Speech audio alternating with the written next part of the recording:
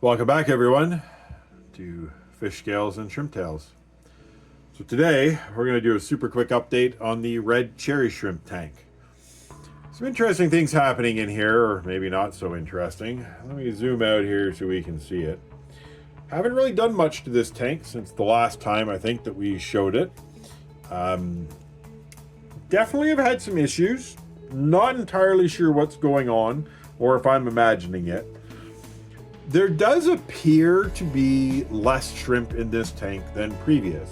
However, having said that, this ball of Java moss has gone very much out of control. Well, it's doing exactly what I intended it to do.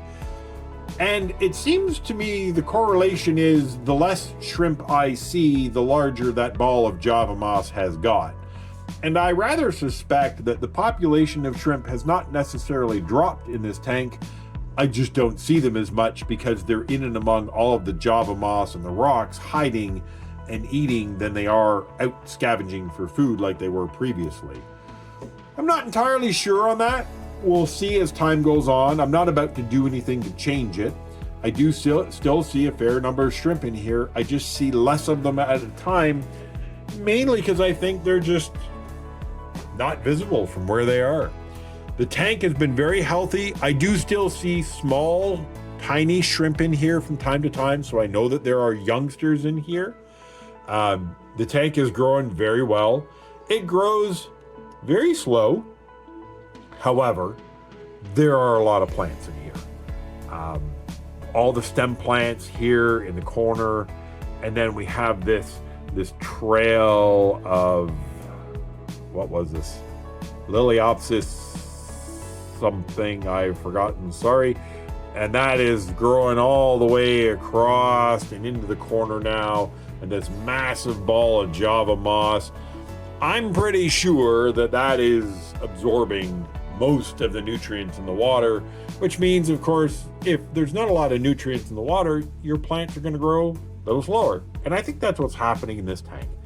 This has always been a really super balanced tank.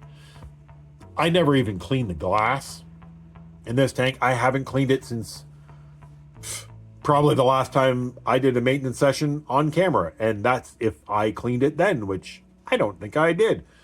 And it just goes to show, if you find a balance, I mean, these plants, to be honest, I haven't trimmed them since the last maintenance session that I filmed, and that was months ago.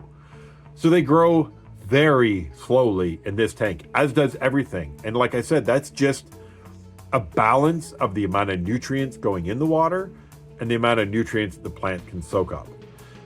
I do think perhaps for a period of time I was underfeeding this tank, and that might have caused some of the issues. I had initially autos in all of my tanks, and only 3 autos have survived.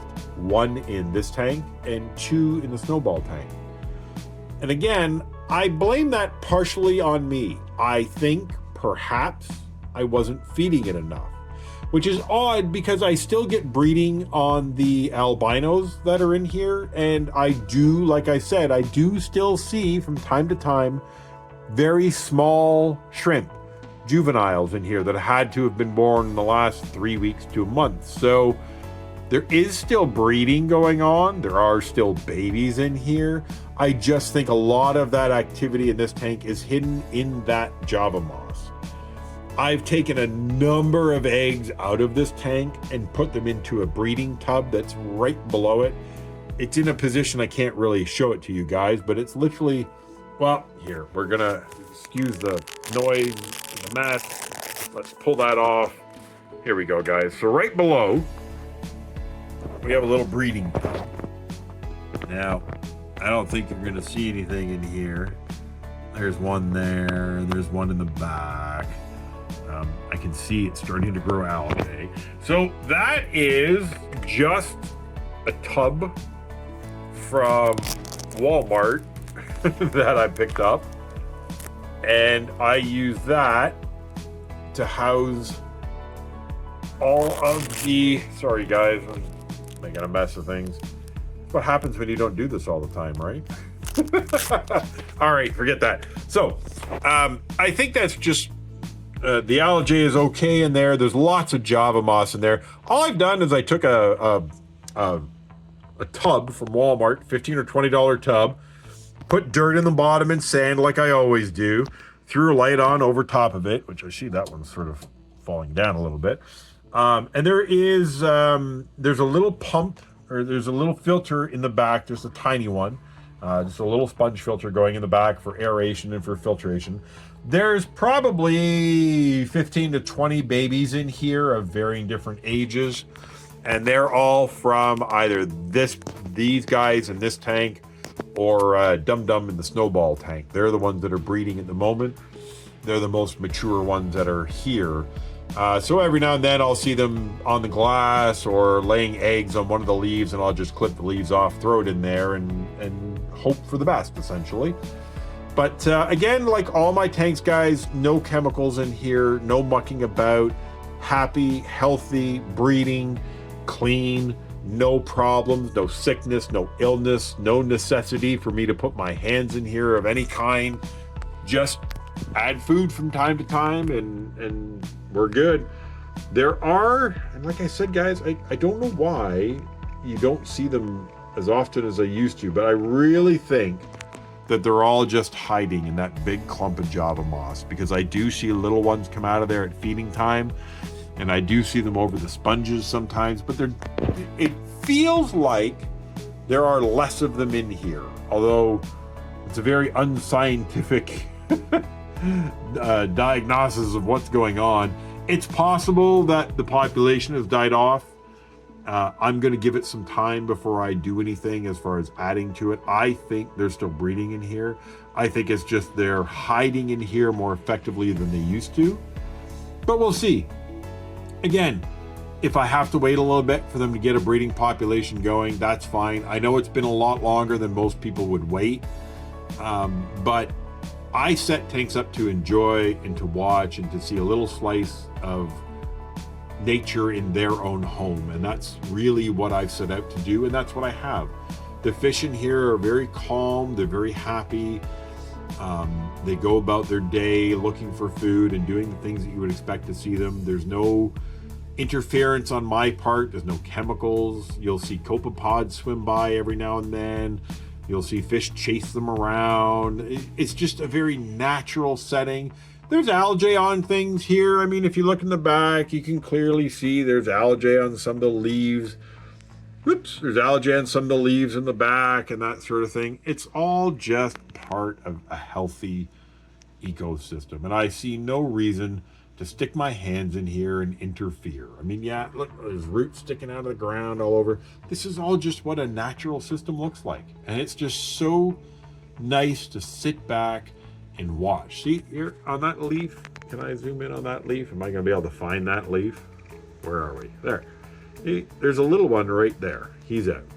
So the size of him tells me that there is still breeding going on in here from time to time, even if I'm not seeing the adults or the babies. There's still breeding in here if they're a shrimp that size. So I think we're okay. I think this clump of Java moss is probably doing exactly what it's supposed to do, and I just don't see the babies anymore because they have too many places to hide. The tale will be told over the next couple of months as they get older as to whether or not I see them more frequently due to their larger size or not. And then again, we are in the summertime now. I have seen a couple of molts in this tank too, so I'm hoping that there's some more active breeding happening because the temperatures in the tanks have gone up over 70 degrees now, so we should start to see that sort of thing. And like I said, this tank too is due for a trim. I might leave this one. Of all of the tanks, this might be one that I leave a little bit longer because it grows so slowly. All of the floaters in this tank, I think, have died off now at this point because there just isn't enough nutrition in the water to support it. But yeah, guys, very quick update. Not a lot to talk about in here. There's not a lot going on. Just a happy, healthy tank. There will not be any baby cories. Actually, no, I lie. There's one or two in here. They're very, very tiny. They were obviously just born recently. There must have been an egg spawn in here that I completely missed. But they're around. I just haven't managed to fish them out yet. I will eventually, any of the babies that are born inside of the tanks, as they get a little bit older and a little easier to catch, I will catch them out and put them in the breed tank. Just because I don't want the genetic mix-up. I don't want the fish breeding with sons and daughters of their own, because that's how you get genetic mishaps. So I'll try to keep that as clean as I can. But yeah, there's not a lot to talk about here. Lots of growth, happy, healthy fish, good ecosystem, well developed. I really don't do this tank of all the tanks. I do the least to it. I am in here the least. I trim it the least. I never scrape the glass. More often than not, what I'm doing in here is cutting out a leaf that has had eggs spawned on it so it can go into a breeder tank. Other than that, I hardly touch this thing. It's a great little tank setup. Anyways, guys, that's it. Just like I said, quick updates on all the tanks. I think that's the last one I'm doing today. Don't know when I'll get these out, guys. Again, really apologize. I know starting this business has put a big crimp in how often I release videos. I just don't have the time, but I will try to keep up on it. I will try to continue to update you on how the tanks are developing. I know when I start following people on YouTube, I always hate when I get involved in something and then I never see how the finished product turns out. So I wanted to make sure I updated you guys so you could see how things have turned out, and I'll continue to do so as time goes on. I will talk to you guys in the next one. I hope you've enjoyed this. Bye-bye.